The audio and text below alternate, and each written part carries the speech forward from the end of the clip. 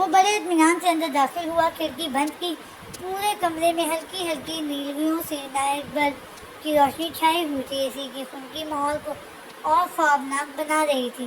سامنے پلنگ پر کمفرٹر اڑے زویا سو رہی تھی، اس کے گھنے اور سنہری آبشار جیسے بال تکیے پر پھیلے ہوئے تھے، سرخ گالوں پر سنہری گھنے پلکیں سایہ فگن تھی، چہرے پر سکون تھا۔ اس نے اپنی کلائی پر بندھی گھڑی میں ٹائم لے کر رات کے 12 بج رہے تھے، وہ اطمینان سے کرسی گھسیٹ کر اس کے پاس بیٹھ گیا۔ اس کا ارادہ منڈھیرے صبح 4 بجے زویا کو لے کر پہلی فیری کے ذریعے استنبول سے نکل جانے کا تھا۔ اب وہ بڑے اطمینان سے زویا کو دیکھ رہا تھا۔ یہ لڑکی اس کی شہرک بن چکی تھی، رگ رگ میں اتر چکی تھی۔ زویا کو اپنے ساتھ رکھنے کی، اسے محسوس کرنے کی خواہش زور پکڑتی جا رہی تھی۔ اس دلربا سے دور رہنا بہت مشکل تھا، پر وہ اسے کال دے چکا تھا کہ شیری چاچو کو ڈھونڈنے کے بعد ہی وہ اپنی میرڈ لائف کو شروع کرے گا۔ اسے پورا یقین تھا کہ شیری چاچو زندہ ہیں اور ایجنٹ دلاور کو انہوں نے ہی قطر بھیجا تھا، پر سب سے بڑا سوال یہ تھا کہ انہیں یا ایجنٹ دلاور کو زویا اور زورا کی قطر میں موجودگی کا پتہ کس طرح چلا۔ اس دن کے بعد سے ایجنٹ دلاور بھی غائب تھا۔ چند لمحوں بعد دل کے ہاتھوں مجبور ہو کے وہ زویا کے پاس جگہ بناتا، اس کے سنہری گھنے ریشم منہ کی لچھوں جیسی زلفوں کو اپنے ہاتھ میں لپیٹا کچھ گھنٹے آرام کی نیت سے لیٹ گیا۔ میجر زوال کا فون بند کرنے کے بعد زویا نے ایک دفعہ پھر کھڑکی اور دروازے چیک کیا اور اپنا نائٹ ڈریس نکال کر چینج کرنے چلی گئی۔ تھوڑی دیر بعد وہ سفید اور گلابی ٹراؤزر شرٹ پہنے باہر آئی اور سنگار میز کے پاس کھڑی ہو کر اپنے بالوں میں برش کرنے لگی۔ اس کے خوبصورت چہرے پر سوچ کی پرچھائیاں تھیں۔ کچھ تو تھا جو زوال نے اسے نہیں بتایا تھا۔ وہ اس قدر الجھا ہوا تھا کہ اس کے میجر سر کہنے پر بھی کچھ نہیں بولا تھا، کوئی شرارت نہیں کی تھی۔ سوچتے تھوڑی دیر بعد زویا کی دیوار میں نصب گھڑی پر نظر پڑی جو 11 بجا رہی تھی۔ وہ لائٹیں بند کرتی زیرو بلب جلا کر سونے لیٹ گئی۔ ابھی اسے سوئے ہوئے گھنٹہ ہی ہوا تھا جب اس نے نیند میں کروٹ لی اور اس کا ہاتھ دیوار کے اوپر آ کر ٹھہر گیا۔ بند کمرے میں زویا کو بستر پر کسی کی موجودگی کے ساتھ نے جگا دیا تھا۔ اس کے روح میں خوف کی لہر دوڑ رہی تھی۔ وہ چیخ مار کر اٹھ بیٹھی۔ اس کے بیٹھتے ہی زوال کے ہاتھوں میں لپٹے اس کے بال زور سے کھینچے اور تکلیف کے مارے اس کی آنکھوں میں پانی آ گیا۔ زوال جو زویا کی موجودگی کو محسوس کرتے اپنے دماغ میں 3 بجے اٹھنے کا سوچ کر لیٹا تھا، زویا کے چیخ مارتے ہی اٹھ بیٹھا اور تیزی سے زویا کے لبوں پر ہاتھ رکھا۔ خدا کی قسم مسز دی، تم نے تو مجھے دیکھ کر چیخ مارنا ٹریڈ مارک بنا لیا ہے، اپنا ٹریڈ مارک بنا لیا ہے۔ زوال نے اس کی نم آنکھوں میں دیکھتے ہوئے سرگوشی کی۔ وہ حیران ہوئی، آپ ادھر کیسے آئے؟ سب ٹھیک تو ہے نا؟ وہ پریشان ہوئی۔ زوال نے دھیرے سے اپنے ہاتھ میں لپٹی سنہری مشبوع زلفوں کو آزاد کیا اور بڑے پیار سے اسے گھبرائی ہوئی زویا کے چہرے پر بکھرے بال ہٹائے۔ مائی ڈیئر مسز، سب ٹھیک ہے، بس صبح سویرے فیری کے ذریعے تمہارے ساتھ آئرلینڈ شیری چاچو کی اسٹیٹ میں جانے کا ارادہ ہے، اسی لیے تمہیں ساتھ لے جانے کے لیے آ گیا تھا۔ مگر آپ اندر کیسے آئے؟ دروازہ اور کھڑکی تو لاک ہیں۔ بول جی مائی ڈیئر مسز دی، میرے تعلق پاک فورسز سے ہے، ہمیں چٹانوں کو توڑ کر راستہ بنانا سکھایا جاتا ہے۔ یہ تو پھر ایک معمولی سی کھڑکی تھی۔ زوال نے ایک گہرا سانس بھرا۔ اندر آیا تو محترمہ میرے ہوش اڑا کر خود پرسکون نیند لے رہی تھی۔ سوچا ابھی چند گھنٹے باقی ہیں، میں بھی اپنی نازک سی بیوی کے پہلو میں چند گھڑی آرام کر لوں۔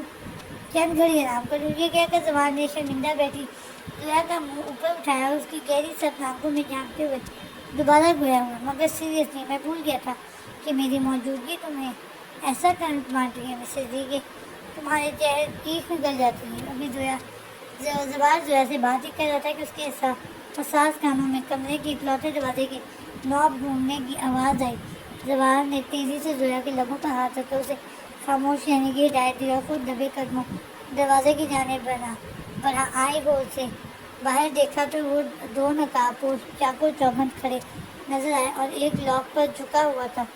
بغداد ایئرپورٹ سے چلی فلائٹ تقریباً 3 گھنٹوں کے سفر کے بعد استنبول انٹرنیشنل اتاتürk ایئرپورٹ پر لینڈ کر چکی تھی۔ فرسٹ کلاس میں سوار اس مغرور حسینہ نے اپنے مختصر سا ہینڈ کیری سامان اٹھایا اور آنکھوں پہ سن گلاسز لگا کر پلین سے باہر نکل گئی۔ اس کی بے نیازی، اس کی مقبولیت اسے سب سے الگ دکھا رہی تھی۔ کئی منچلے اسے اکیلا دیکھ کر آگے بڑھنا چاہ رہے تھے، پر اس کے حسین چہرے پہ پھیلی سنجیدگی ان سب کی ہمت توڑ رہی تھی۔ رات کی تاریکیوں میں روشنی سے جگمگاتا استنبول۔ اس نے ایک گہری سانس لی اور نازک کلائی پر بندھی گھڑی میں ٹائم دیکھا۔ رات کے تقریباً 12 بجنے ہی والے تھے۔ ایئرپورٹ کے احاطے سے باہر نکل کر وہ ٹیکسی اسٹینڈ کی طرف بڑھی اور ایک پوش علاقے کا پتہ بتا کر بیٹھ گئی۔ تھوڑی ہی دیر میں ٹیکسی اس کے مطلوبہ پتے پر رک گئی۔ ڈرائیور کو فارغ کر کے چند لمحے وہ کھڑی رہی، پھر رات کے سناٹے میں اگلی گلی میں موجود سیف ہاؤس کی طرف تیز قدموں سے بڑھنے لگی۔ وہ سر سے پیر تک سیاہ چست لباس اور نقاب میں ملبوس ایک غار نما ٹیلے کے اندر بیٹھی، اپنے ہاتھ میں موجود ڈیوائس سے عمارت میں موجود سیکیورٹی سسٹم کو ہیک کرنے میں لگی ہوئی تھی۔ چند گھنٹوں کی محنت کے بعد وہ سسٹم ہیک کرنے میں کامیاب ہو چکی تھی۔ اب سارے کیمروں میں ایک ہی ویڈیو کلپ بار بار چل رہا تھا۔ اپنے ڈیوائس کو پشت پر لٹکے بیگ میں ڈال کر وہ کھڑی ہوئی۔ رات گہری ہو چکی تھی۔ وہ لومڑی کی طرح چاروں طرف نظر آ رکھتی آگے بڑھتی جا رہی تھی۔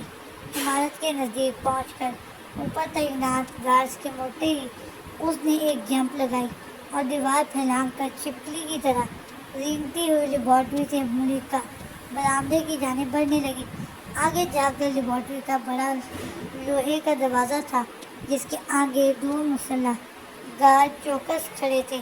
سامنے سے ایک سایہ سا محتاط انداز میں چلتا ہوا ان گارڈز کی پشت پر آ رہا تھا۔ وہ دم سادے وہیں رک گئی۔ بلال کئی گھنٹوں تک دم سادے وہیں بیٹھا اس عمارت کے نقشے کو اپنے فون نما آلہ میں دیکھ رہا تھا۔ اسے رات گہری ہونے کا انتظار تھا۔ اس کا ارادہ لیبارٹری ریکارڈ چرانے کا تھا، تاکہ اگر پروفیسر شبیر زندہ ہیں یا کسی مخصوص فارمولے پر کام ہو رہا ہے تو ریکارڈ سے پتہ چل سکے۔ رات گہری ہوتے ہی باہر سے آتے ان گنت قدموں کی چہل پہل کی آوازیں بند ہو گئی تھیں۔ وہ آہستگی سے رینگتا ہوا نیچے سے نکل کر گودام کے دروازے کی جانب بڑھا۔ کیمروں کی حرکت پر وہ حرکت کر رہا تھا تاکہ سیکیورٹی الارم نہ بجے۔ جیسے ہی کیمرہ گھوما، بلال بجلی کسی تیزی سے گودام کا دروازہ کھول کر باہر نکل گیا۔ وہ احاطے میں دیواروں کی آڑ لے کر نقشے کے مطابق آگے بڑھ رہا تھا۔ جلد ہی لیبارٹری اسے نظر آ گئی اور اس کے باہر تعینات گارڈز بھی۔ وہ گارڈز کی پشت کی جانب سے بنا آواز کیے ان کی جانب بڑھا اور قریب پہنچتے ہی اچھل کر ایک گارڈ کی گردن کڑک سے توڑ دی اور دوسرے کو فلائنگ کک مار کر گرا دیا۔ دوسرا گارڈ بہت مزاحمت کر رہا تھا۔ بلال نے ایک ہاتھ سے اس کا منہ بند کیا ہوا تھا اور دوسرے سے اس کا گلا دبا رہا تھا۔ وہ اطمینان سے دیوار سے چپک کر چلتے ہوئے بلال کو ان گارڈ سے بھیڑا چھوڑ کر نظروں میں آئے بغیر خاموشی سے لیب کے اندر داخل ہو چکی تھی۔ یہ ایک جدید نیوکلیئر لیب تھی۔ دیواروں پر نصب بڑے بڑے مانیٹر، جن پر مختلف میزائل کی ساخت کے ڈائیگرام 3D میں چل رہے تھے۔ نیچے ان کے کیمیائی فارمولے، سپیڈ اور ٹارگٹ کلومیٹر لکھے آ رہے تھے۔ وہ احتیاط سے آگے بڑھ رہی تھی۔ اس کی شاطر نظر ماسٹر کمپیوٹر کو ڈھونڈنے میں لگی تھی۔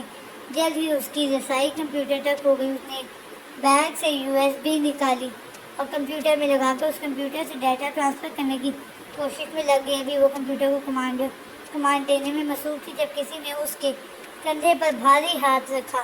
بلال اس گارڈ کو موت کو سلا کر لیب کا آخری دروازہ کھول کر اندر پہنچا تو پھر پلٹ کر دروازے کو لاک کر کے آگے بڑھا۔ وہ ابھی کوئی احتیاط سے قدم بڑھاتا آگے بڑھ رہا تھا جب اسے ایک بڑی شیشہ نما ٹیبل پر ایک نقاب پوش کمپیوٹر پر جھکا نظر آیا۔ اس کی جسمانی خط و خال سے صاف پتہ چل رہا تھا کہ یہ کوئی نسوانی وجود ہے۔ وہ دبے قدموں اس کی جانب بڑھا اور قریب جا کر اس کی لڑکی کے کندھے پر ہاتھ رکھا۔ کوئی برق سی گری تھی۔ وہ لڑکی تیزی سے مڑی اور بلال کو بازو سے پکڑ کر لمحوں میں پٹک دیا تھا۔ وہ ہاتھ جھاڑتا ہوا اٹھا اور اس سے پہلے کہ وہ لڑکی اپنی USB نکال کر رفو چکر ہوتی، تیزی سے اس لڑکی کو دونوں بازوؤں سے جکڑا، پر وہ مچھلی کی طرح پھسل کر اس کے نگر سے نکلی۔ تیزی سے USB نکالی اور باہر کی طرف لپکی۔ سیکیورٹی کیمرے کام کرنا شروع ہو گئے تھے۔ لیب کے باہر سے دوڑتے ہوئے قدموں کے والے نزدیک آئے تھے، وہ بجلی کی رفتار سے پلٹ کر بلال کے پاس آئے۔ کیپٹن بلال، آپس میں بعد میں لڑ لیں گے، ابھی مل کے یہاں سے نکلنے کی سوچو۔ بلال اسے پوری نظروں سے دیکھ رہا تھا، جو بھی تھا یہ لڑکی مانوس سی لگ رہی تھی، اوپر اس کی آنکھیں۔ کیپٹن بلال، تمہیں اتنی بھی عقل نہیں ہے کہ کسی بھی مشن میں اپنا منہ ماسک میں چھپا کر آتے ہیں؟ بلال کو ساکت دیکھ کر وہ دوبارہ بول اٹھی تھی۔ بلال نے اس پٹاخہ کو بغور دیکھا، وہ یہاں ایک دہشت گرد کے روپ میں آیا تھا، مگر اب اپنا آپ چھپانا بہت ضروری ہو گیا تھا۔ اس نے جیب میں ہاتھ ڈال کر سیاہ ماسک نکال کر پہن لیا اور اس پٹاخہ کی طرف مڑا۔ کون ہو تم؟ بلال نے اس لڑکی کی نقاب سے جھانکتی نیلی آنکھوں میں گھورا۔ جو بھی ہوں، ابھی تو ہمارا مشن ایک ہی ہے، یہاں سے زندہ نکلنا اور اس لیب کو تباہ کرنا ہے۔ بولو، ہے ہمت؟ نیلی آنکھوں میں چیلنج تھا۔ اس لیب کو تباہ کرنا تو بہت آسان ہے، مگر میں جسے ڈھونڈ رہا ہوں اس کی زندگی کا رسک نہیں لے سکتا۔ وہ سنجیدگی سے بولا۔ اگر تم پروفیسر شبیر کی تلاش میں ہو تو وہ یہاں نہیں ہے۔ وہ سنجیدگی سے بولی اور اپنے بیگ سے ماؤز گن نکالنے لگی۔ پروفیسر شبیر کا نام سن کر وہ چونک گیا۔ اس نے گہری نظر نقاب پوش لڑکی پر ڈالی، جس کا لہجہ مانوس تھا، پر آواز اور آنکھیں جدا تھیں۔ یہ ننھی سی جان ان ہزاروں کی تعداد میں دہشت گردوں کا مقابلہ نہیں کر سکتی۔ وہ اس کی گن کی طرف اشارہ کرتے ہوئے بولا، وہ دیکھو اوپر روشن دان، وہاں سے نکلو اور چھت کے راستے فرار ہو جاؤ۔ یہ کہہ کر بلال نے کمپیوٹر کو توڑ کر اس کی ہارڈ ڈسک نکال لی۔ اور تم؟ نیلی آنکھوں میں الجھن تھی۔ بچ گیا تو غازی، مر گیا تو شہید، وہ بلا کی سنجیدگی سے بولا۔ بلال نے اپنے بیگ سے ٹائم بم نکالے اور لیب میں جگہ جگہ انسٹال کرنے لگا۔ لیب کے آخری دروازے پر ٹکریں ماری جا رہی تھی، کسی بھی لمحے دروازہ گرنے والا تھا۔ فوکسی نے ایک نظر بلال کو دیکھا اور اپنے بیگ سے دھواں بم نکال کر بلال کے پاس آئی۔ کیپٹن، وقت کم ہے، نکلو۔ بلال تیزی سے چھلانگ لگاتا میز پر چڑھ کر اٹھا اور سیدھا روشن دان میں جا کر رکا۔ تم جو کوئی بھی ہو، سن لو، ٹائم بم بلاسٹ ہونے میں صرف 5 منٹ ہیں۔ گڈ لک جی، کہتے ہی روشن دان کے راستے چھت کی طرف چلا گیا۔ فوکسی، جو حیرت سے بلال کو دیکھ رہی تھی، کمینہ زیر لب بڑبڑائی۔ بلال پر وہ دو حروف مار کر تیزی سے اسپرنگ کی طرح اٹھی اور بلال ہی کی طرح روشن دان کے ذریعے باہر نکل گئی۔ اب اس کا رخ چھت کے راستے ہی اس عمارت سے نکلنے کا تھا۔ کئی لوگوں کو چکما دے کر وہ عمارت کی دیوار پھیلا کر تیزی سے دوڑ رہی تھی۔ چند میل کے فاصلے پر درختوں کے جھنڈ میں اس کی گاڑی چھپی ہوئی تھی۔ وہ اس عمارت سے بہت دور نکل آئی تھی۔ ادھر ادھر دیکھتے وہ ہاتھ بڑھا کر اپنا نقاب اتارنے کی والی تھی جب اس نے اسے اپنی پشت پر گن کی نالی چبھتی ہوئی محسوس ہوئی۔ زوال کمرے کے باہر نقاب پوشوں کو دیکھ چکا تھا، بھی زویا کو لے کر وہ کوئی رسک نہیں لینا چاہتا تھا، اس لیے وہ تیزی سے کھڑکی کی جانب بڑھا۔ کھڑکی کے دونوں پٹ کھول کر اس نے پریشان کھڑی زویا کو اپنی پیٹھ پر لادا اور اپنا چھوٹا سفری بیگ کندھے پر لٹکا کر کھڑکی سے باہر نکلا۔ میجر سر، زویا کی کپکپاتی آواز نکلی۔ زویا چپ، بالکل آواز نہ نکلے، وہ سرگوشی میں پھنکارا۔ زویا نے سختی سے آنکھیں میچ کر زوال کے چٹان سے وجود کو کس کر پکڑ لیا تھا۔ ہاسٹل کے سامنے بھی چند مسلح افراد کھڑے نظر آ رہے تھے۔ زوال پائپ لائن کے ذریعے ہاسٹل کی پچھلی طرف اترا اور زویا کو اپنی پیٹھ سے اتار کر اس کا ہاتھ پکڑ کر دوڑنے لگا۔ میجر سر، پلیز، آپ بہت تیز بھاگ رہے ہیں، زویا ہانپتے ہوئے بولی۔ زوال نے ایک لمحے رک کر اس کا سرخ ہانپتا ہوا چہرہ اور ننگے پیر دیکھے اور تیزی سے اس نازک سی گڑیا کو اپنے بازوؤں میں اٹھا کر آگے بڑھنے لگا۔ تبھی ایک کار کی ہیڈ لائٹ ان کے بالکل سامنے آ کر رک گئی۔ وہ سیف ہاؤس پہنچ چکی تھی۔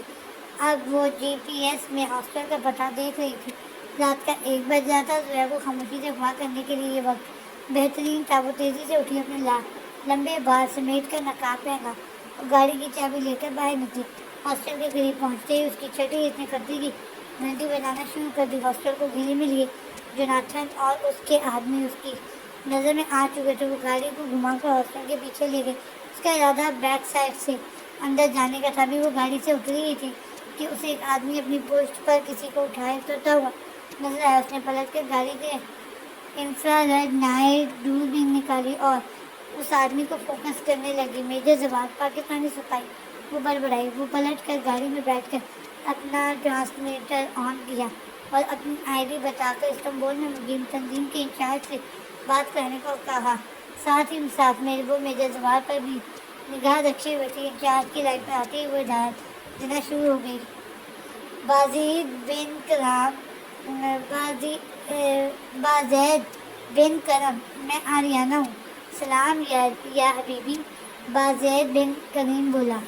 یہ پتہ نوٹ کرو، یہاں تقریباً 10 سے 12 یہودی ایجنٹ موجود ہیں اور عمارت کو گھیرے میں لیے ہوئے ہیں۔ ان کا اور میرا ٹارگٹ ایک ہے، تم اپنے آدمیوں کے ساتھ جلد از جلد پہنچ جاؤ اور کوشش کرو کہ سب کو راستے سے اڑا دو۔ وہ صفاقی سے بولی۔ ابو فاصلہ رکھتے ہوئے زوال کا پیچھا کر رہی تھی۔ اس کا ارادہ میرے زوال کے ٹھکانے کا پتہ دلانے کا تھا۔ گاڑی کی ہیڈ لائٹس ہوتی ایک ٹرک امیر زیادہ تیزی سے اتر کر زوال کے پاس آیا۔ برادر، سب ٹھیک تو ہے؟ کیا آپ کو کسی کی مدد کی ضرورت ہے؟ وہ زویا کو نظروں میں رکھ کر بولا۔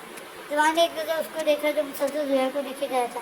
نائٹ ڈریس میں مضبوط بلا کر دلکش چہرہ، سانچے میں ڈھلا زویا کا سراپا اور سنہرے کھلے بال۔ وہ ترک زویا کے حسن و جمال سے مسمرائز ہو کر زویا کی طرف بڑھا۔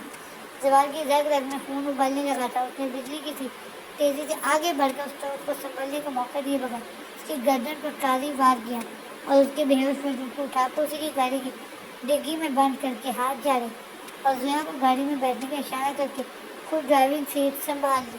زویا، اپنے بال سمیٹو، اپنے آپ کو ڈھک لو، حجاب کرو، میں نہیں چاہتا کوئی بھی تمہاری طرف متوجہ ہو۔ وہ انتہائی سنجیدگی سے بولا۔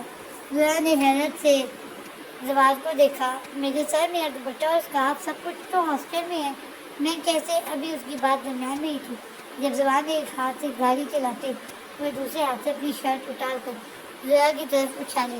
یہ لو، اسے اسکارف بنا لو۔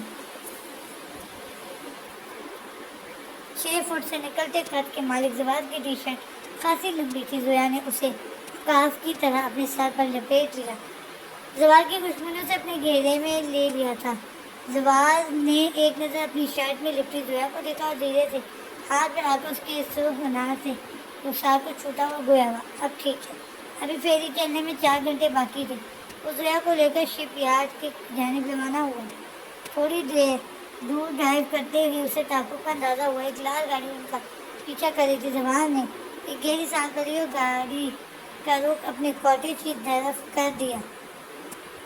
کاٹیج پہنچ کر اس نے گاڑی ڈرائیو وے میں کھڑی کی۔ وہ لال گاڑی فاصلے پر رک گئی تھی۔ زوال کی ایک نظر گاڑی میں بیٹھے نسوانی وجود کو دیکھ چکی تھی۔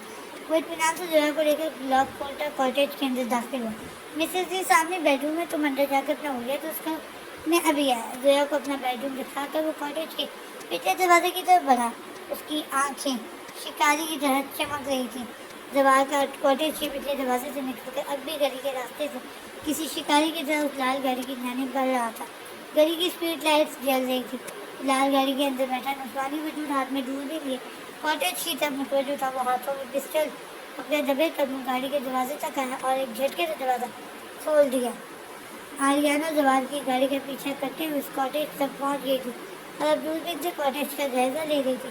جب اس کی چھٹی حص نے خطرے کا اشارہ دیا، اس سے پہلے وہ کچھ کر پاتی، گاڑی کا پچھلا دروازہ کھلا۔ میجر زوال اس کی پشت پر پسٹل تانے کھڑا تھا۔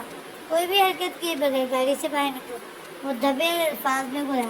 آریانہ انتہائی اطمینان سے دروازہ کھول کر باہر نکلی اور باہر نکلتے ہی اس نے ایک دم کلا بازی کھا کر زوال کے بستر والے ہاتھ پر کک ماری اور اپنے ہاتھ میں پکڑی دوربین سے اسٹریٹ لائٹ کا نشانہ دیا، جس کا بلب لوہے کی بھاری دوربین سے ٹکرا کر کھڑکی کرچی ہو گیا۔ گلی میں اندھیرا چھا گیا تھا۔ آریانہ کے کک لگاتے ہی زوال تیزی سے جھکائی دے کر اس کی جانب مڑا، پر اتنی دیر میں وہ لڑکی اسٹریٹ لائٹ توڑ چکی تھی۔ زوال نے اندھیرے میں اس کے سیاہ ہیولے کو دونوں ہاتھوں سے پکڑ کر پٹکا۔ زمین پر اتنی بری طرح گرنے کے باوجود وہ لڑکی ایک جھٹکے سے اٹھ کھڑی ہوئی اور زوال پر کراٹے کے دل کا داؤ لگایا۔ زوال نے بڑے اطمینان سے اس کے داؤ کو اسی پر الٹ دیا۔ وہ لڑکی لڑائی میں ماہر تھی، مقابلہ ٹکر پر کا تھا، پر اب زوال اس پر بھاری پڑ رہا تھا۔ وہ زوال کے ہاتھوں شکست کھانا نہیں چاہتی تھی، اس لیے اندھیرے کا فائدہ اٹھا کر زوال کو چکما دے کر فرار ہو گئی۔ اس لڑکی کی لڑائی کا انداز زوال کو بہت مانوس محسوس ہوا تھا۔ وہ چاہتا تو اس کے پیچھے جا سکتا تھا، مگر زویا کاٹیج میں اکیلی تھی۔ کیا پتہ یہ لڑکی اپنے ساتھیوں کو کاٹیج کا ایڈریس دے چکی ہو۔ زویا کی پروٹیکشن کا سوچ کر وہ لمبے لمبے قدم اٹھاتا کاٹیج کی طرف بڑھا۔ آریانہ زوال کی نظروں میں آئے بغیر اسے پیچھا چھڑا کر بھاگ گئی تھی۔ اب اس کا ارادہ دور سے زوال پر نظر رکھنے کا تھا اور موقع ملتے ہی زویا زوال کی زویا کو زوال کی کسٹڈی سے نکال لینا تھا۔ وہ بھاگتے ہوئے آگے جا کر اس نے کنارے پہ پارک ہوئی کار کا شیشہ توڑا اور اندر بیٹھ کر وائرنگ سے گاڑی اسٹارٹ کی۔ اب اس کا رخ اپنے سیف ہاؤس کی طرف تھا۔ سیف ہاؤس پہنچ کر وہ تیزی سے اپنا بیڈ روم نما کمرے میں آئی اپنے بالوں سے بینڈ نکال کر پھینکا اور بستر پر گر کر اپنی سانسیں ہموار کرنے لگی۔ اتنے سے بعد زوال کو دیکھا تھا، اسے ابھی بھی زوال کے مضبوط ہاتھوں کا لمس اپنے بازوؤں پر محسوس ہوا تھا۔ وہ بستر سے اٹھ کر چلتی ہوئی دیوار میں سب بڑے سے گول آئینے کے پاس آئی۔ لمبے گھنے سیاہ بالوں کے بیچ لبنانی نازک نقوش سے سجا اس کا خوبصورت چہرہ۔ وہ چند لمحے اپنے آپ کو دیکھتی رہی، پھر دھیرے سے پاگل پن سے بڑبڑائی، زوال تم نے آریانہ کو ٹھکرایا، بار بار ٹھکرایا۔ میری محبت کے جواب میں کہا کہ پیار، عشق اور شادی تمہاری منزل نہیں، اور اب اس گالی سے شادی کر لی۔ آریانہ اس کو گالی یہاں پہ کو تباہ و برباد کر دے گی، اسے دہشت گردوں کے حوالے کر دے گی جو اس کی بوٹی بوٹی نوچ ڈالیں گی۔ زویا زوال کے بجائے بیڈ روم میں آ چکی تھی۔ میجر صاحب کو کلیہ درست کرنے کا حکم دے کر چلے گئے تھے، پر بغیر کسی سازو سامان کے وہ کس طرح یہ کام سر انجام دے سکتی تھی۔ بہرحال وہ واش روم میں جا کر منہ ہاتھ دھو کر آئی، ادھر ادھر تولیہ کی تلاش میں نظریں گھمائیں اور ناکام ہو کر اپنے گیلے چہرے کے ساتھ سنگار میز کی صفائی اور میز پر پڑا چھوٹا مردانہ کنگھا اٹھا کر اپنے الجھے بال سلجھانے کی کوشش کرنے لگی۔ زوال کاٹیج میں واپس آ چکا تھا اور سارے دروازے کھڑکیاں چیک کرنے کے بعد اپنے بیڈ روم کی طرف بڑھا۔ دھیرے سے دروازہ کھولا، نظروں کے بالکل سامنے گلاب کی طرح بھیگا چہرہ جھکایا وہ دشمن جان اس کے کنگھی کے ساتھ اپنے لمبے سنہری بالوں سے الجھی ہوئی تھی۔ حسن و جمال تو اس نے بہت دیکھا تھا، مگر اس نے کبھی بھی حسن اور صنف نازک کو توجہ کے قابل نہیں جتانا تھا، مگر سامنے موجود لڑکی اس کے دل کی دھڑکن بن چکی تھی۔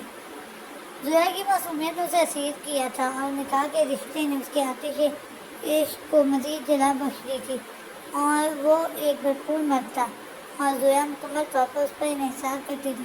اور سب سے بڑھ کر زویا کی زندگی میں سوچوں میں سوائے زوال کے کوئی نہیں تھا۔ زویا کے ڈر کے چیخ مارنے کی ریکارڈ کو مدنظر رکھتے ہوئے اسے کنکھار کر اسے متوجہ کیا۔ مسز جی، کیا ہو رہا ہے؟ اس کی گمبھیر آواز گونجی۔ زویا نے زوال کی آواز سنتے ہی اپنا جھکا سر اٹھایا۔ میجر سر، خدایا زویا میرا نام لیا کرو۔ میجر سر، ایسا لگتا ہے میں کاکول اکیڈمی میں نئے رنگروٹوں کو لیکچر دے رہا ہوں۔ زوال نے تیزی سے اس کی بات کاٹی۔ زویا نے شرمندگی سے سر جھکا لیا۔ خفت سے اس کا سفید چہرہ گلابی پڑ گیا تھا۔ زوال دھیرے سے چلتا ہوا اس کے پاس آیا۔ ہماری نکاح کو 6 ماہ ہو چکے ہیں، آج تم مجھے بتا ہی دو کہ میرا نام کیوں نہیں لیتی ہو۔ زویا چپ چاپ سر جھکائے کھڑی رہی۔ بولو، جواب دو، وہ جھنجھلایا۔ میجر صاحب، وہ دراصل مجھ سے آپ کا نام نہیں لیا جاتا۔ وہ بے بسی سے بولی۔ کیوں، میرا نام تمہیں اچھا نہیں لگتا؟ وہ خشک انداز میں بولا۔ آپ سمجھتی کیوں نہیں؟ مجھے شرم آتی ہے۔ زویا زوال کی خفگی کا سوچ کر گھبرا گئی اور تیزی سے بنا سوچے سمجھے بول اٹھی۔ زوال نے دلکشی سے ہنستے ہوئے اسے شرمائی جھجکتی دلربا کو اپنے مضبوط اثار میں لیا۔ مسز جی، تمہارا میجر صاحب میرے سر آنکھوں پر، بس تم ایسے ہی رہنا۔ فوکسی کی پیٹھ پر گن کی نالی چپ لیتی ہوئی سانس روک کر کھڑی ہو گئی۔ کون ہو تم؟ کسی ایجنسی سے تعلق ہے؟ بلال کی سنجیدگی میں ڈوبی آواز سنائی دی۔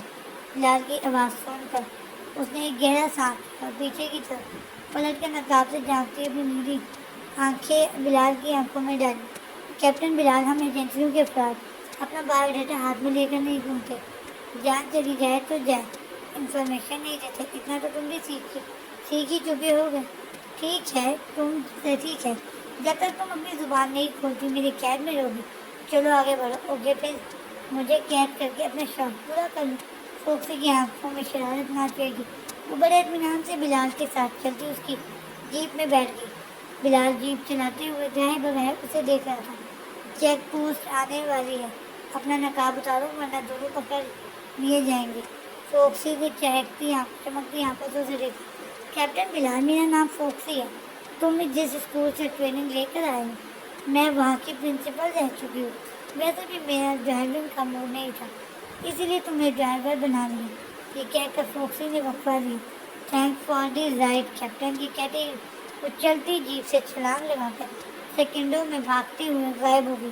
بلال نے غصے سے اسٹیئرنگ پہ ہاتھ مار چیک پوسٹ کری کہ ابھی اس بلا کے پیچھے جانے کا ٹائم نہیں تھا۔ اس نے اپنی رہائش کی جانب جیپ کا رخ موڑا۔ سیف ہاؤس پہنچ کر وہ ہارڈ ڈسک نکال کر اندر کمپیوٹر میں آئی اور اب وہ اس ہارڈ ویئر ڈسک کو اپنے لیپ ٹاپ سے لنک کر کے اندر موجود ڈیٹا دیکھ رہا تھا۔ جیسے جیسے وہ ڈیٹا چیک کر رہا اس کی چہرے پر سنجیدگی بڑھتی جا رہی تھی۔ لیپ ٹاپ سے فارغ ہو کر اس نے عراق میں موجود پاکستانی ایجنٹ سے رابطہ کیا۔ پاسورڈ کے تبادلے کی بات وہ گویا ہوا۔ مجھے پہلی فلائٹ سے میونا جانا ہے، فوری ارینجمنٹ کیا گیا۔ اوور اینڈ آل دہشت گرد تنظیم کے اڈے کو وہ ٹائم بم سے اڑایا آیا تھا۔ اس کے ہاتھوں لاکھوں کروڑوں کا نقصان تنظیم کو پہنچ چکا تھا اور اب اس کی منزل تھی میونخ، جرمنی کا ایک بڑا شہر۔ پیروں میں جوگرز پہنے، بلیک جینز، وائٹ شرٹ میں ملبوس، اپنے بالوں کو اونچی پونی میں جکڑے وہ اس وقت بغداد کے ایک مشہور 5 اسٹار ہوٹل کے روم میں موجود تھی۔ اپنا مختصر سامان پیک کر چکی تھی۔ تنظیم کے اڈے کی تباہی کے بعد یہاں رکنا خطرناک تھا۔ تھوڑی ہی دیر میں اسے ایئرپورٹ کے لیے نکلنا تھا جہاں سے اسے میونخ کی فلائٹ لینی تھی۔ بلال ایک ٹورسٹ کے روپ میں بلو جینز، وائٹ ٹی شرٹ، سر پر کیپ باندھے، سر پر کیپ، کندھے پر بیگ لٹکائے بڑی بے فکری سے ایئرپورٹ پر بیٹھا میونخ فلائٹ کی بورڈنگ کا ویٹ کر رہا تھا۔ تبھی موسم کی خرابی کی وجہ سے فلائٹ 1 گھنٹہ لیٹ چلنے کی اناؤنسمنٹ ہوئی۔ وہ بیداری سے اٹھا اور ایئرپورٹ کے احاطے میں بنی کافی شاپ پر جا کر کافی کا آرڈر دینے کے لیے لائن میں کھڑا ہو گیا۔ 1 گھنٹے کے بعد بورڈنگ کا اعلان ہوا تو وہ بھی اٹھ کر پلین کی جانب بڑھا۔ یہ ایک بڑی فلائٹ تھی۔ بلال کی سیٹ فرسٹ کلاس کی تھی۔ وہ اندر اپنی سیٹ پر بیٹھ چکا تھا۔ اس کی بھرپور پرسنالٹی ایئر ہوسٹس اور مسافروں کو اٹریکٹ کر رہی تھی۔ مسافر ایک ایک کر کے سوار ہو رہے تھے۔ بلال کے ساتھ والی سیٹ ابھی تک خالی تھی۔ وہ کیپ آنکھوں پر گرائے، سر سیٹ کی بیک سے ٹکائے، آنکھیں بند کیے آرام سے بیٹھا تھا جب ایک نرم مترنم سی آواز نے اسے مخاطب کیا۔ ایکسکیوز می پلیز، ذرا جگہ دیجیے۔ اس نے سر اٹھایا۔ ایک لمبی سی کالے گاؤن اور نقاب میں ملبوس لڑکی کھڑی اس سے اندر سیٹ کی جانب جانے کا راستہ طلب کر رہی تھی۔ بلال نے تیزی سے اپنی ٹانگیں سمیٹ کر اسے راستہ دیا۔ وہ اندر بلال کے ساتھ والی ونڈو سیٹ پر آ کر بیٹھ گئی۔ پلین ٹیک آف کر چکا تھا۔ سیٹ بیلٹ کا سائن آف ہو چکا تھا۔ اب ایئر ہوسٹس ایک ایک سیٹ پر جا کر مسافروں سے چائے کافی کا پوچھ رہی تھی۔ سر کافی اور ٹی، کافی بلیک، سر بلال نے سنجیدگی سے کہا۔ ایئر ہوسٹس نے بلال کو کافی کپ میں انڈیل کر دی اور اس لڑکی کو مخاطب کیا، میم واٹ ڈو یو لائک، کافی اور ٹی؟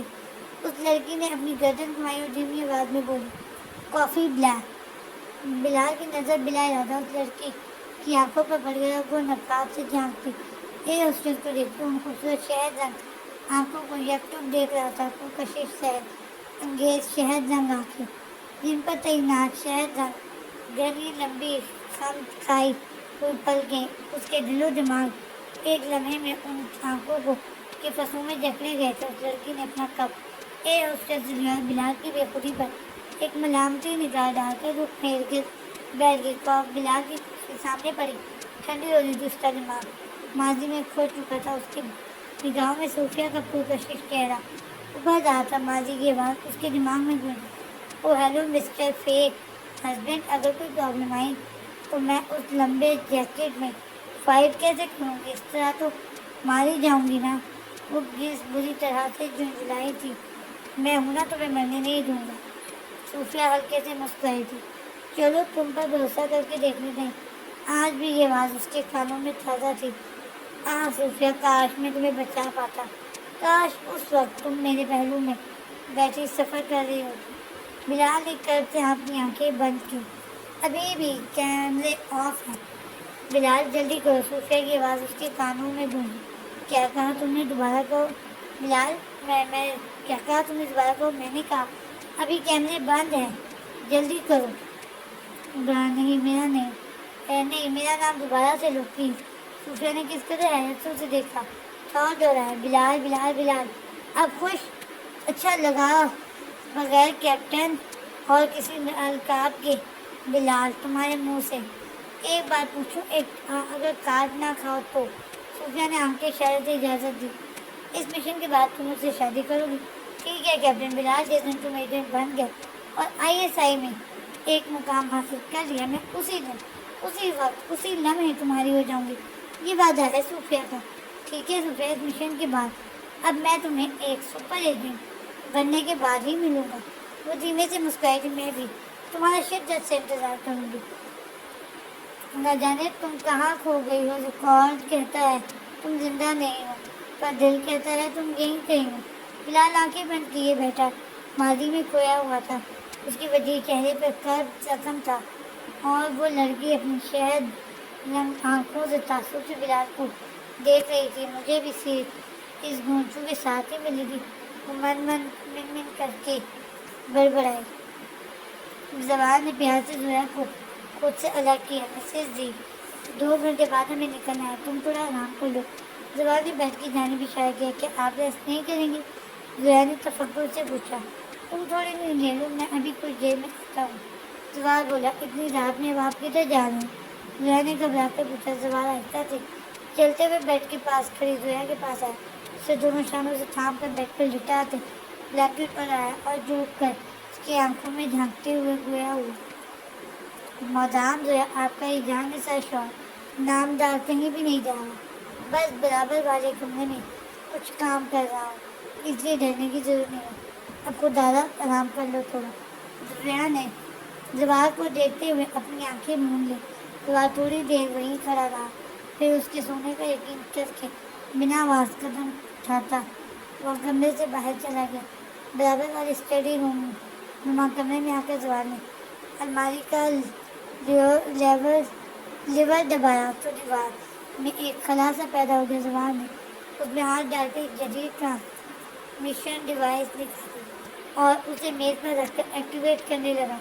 چند ہی لمحوں میں زوال کا رابطہ ISI ہیڈ کوارٹر سے ہو چکا تھا. زوال نے اب تک کی ساری رپورٹ دی. میجر زوال، پروفیسر شیرگیر کے حلیے کا آدمی میونخ میں دیکھا گیا ہے. را اور دوسری ایجنسیاں اس وقت میونخ میں سرگرم عمل ہیں. تمہاری پارٹنر جو اس کیس میں تمہیں اسسٹ کرے گی وہ میونخ روانہ ہو چکی ہے. اسے میٹ گریٹ کا پاسورڈ دے دیا ہے.